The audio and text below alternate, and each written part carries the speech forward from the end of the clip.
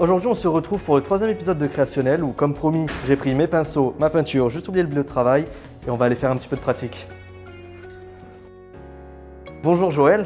Bonjour Nicolas. Vous m'avez dit qu'on allait faire un petit peu de pratique aujourd'hui. Oui, on va faire des petits rechampis jaunes.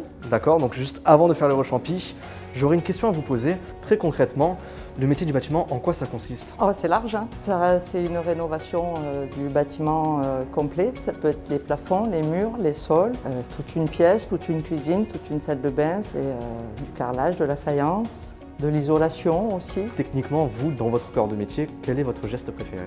Il y en a quand même plusieurs parce que comme je suis dans la rénovation, je vais beaucoup aimer le placo parce qu'on restructure la configuration d'un appart, on change les cloisons de place, on change les portes de place. Après le carrelage aussi, il y a de quoi faire beaucoup de variantes avec le carrelage. Sans parler du carrelage au sol, on peut aussi partir sur des mosaïques décoratives, donc ça fait un panel très large de techniques. Au niveau des peintures, on a toutes les peintures décoratives aussi, où là il y a vraiment un geste artistique à avoir. C'est pas simplement rouler sur un mur, mais talocher, ferrer pour faire des rendus, des effets avec la matière. Donc en fait, dans tous ces secteurs, il y a une finition qui peut évoluer, il y a un résultat qui peut évoluer en fonction de la sensibilité de l'artisan. Vous, ce qui vous plaît réellement le plus, c'est le geste artistique en lui-même?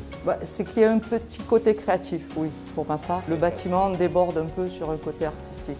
La création plus que le technique en lui-même. Voilà. Avec toutes ces créations et ces gestes techniques, il doit bien avoir un impact physique. C'est en effet physique comme métier, c'est sportif. Après ça, c'était un choix à la base. Après, il faut savoir se ménager. C'est pas toujours facile parce que les clients sont toujours pressés qu'on finisse, même s'ils sont contents qu'on soit là et que ça avance, ils aiment bien. Quand on part et que c'est tout propre, qu'il n'y a plus de poussière, que c'est terminé.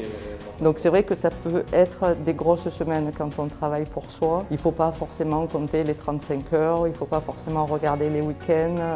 Ça va être toujours des phases intenses et puis après on essaye de s'octroyer des périodes plus calmes pour se remettre. Mais du coup, avec toutes ces contraintes professionnelles, qu'est-ce qui impacte sur votre vie privée en tant que femme? Je pense que c'est le problème de toutes les femmes. De toute manière, il faut être extrêmement bien organisé. Et après, voilà, c'est à un moment donné, trouver les moments pour se reposer. Mais c'est vraiment de la bonne organisation. Pour vous, c'est plus de l'organisation pour tous? De l'optimisation du temps et de ne pas en perdre à des allées-venues.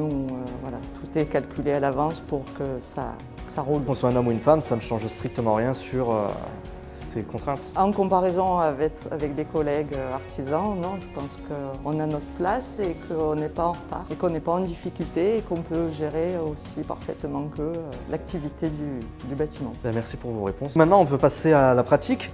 Donc dis-moi, quel pinceau je dois utiliser? Alors, tu vas prendre une brosse, pas un pinceau, à rechampir. Et c'est du coup? Eh bien, c'est deux, les pointus. Et comme on est sur du jaune, bon, on va prendre le petit, ça sera plus facile. D'accord, super.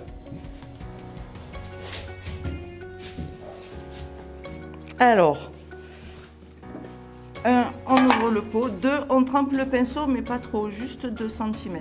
D'accord. On vient poser à 5 mm du trait et ça fait un petit bourrelet. Et c'est ce petit bourrelet qu'on revient travailler le long du trait.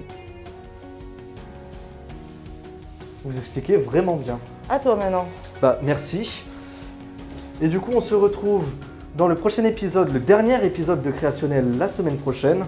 Et moi, en attendant, je retourne à ma pratique.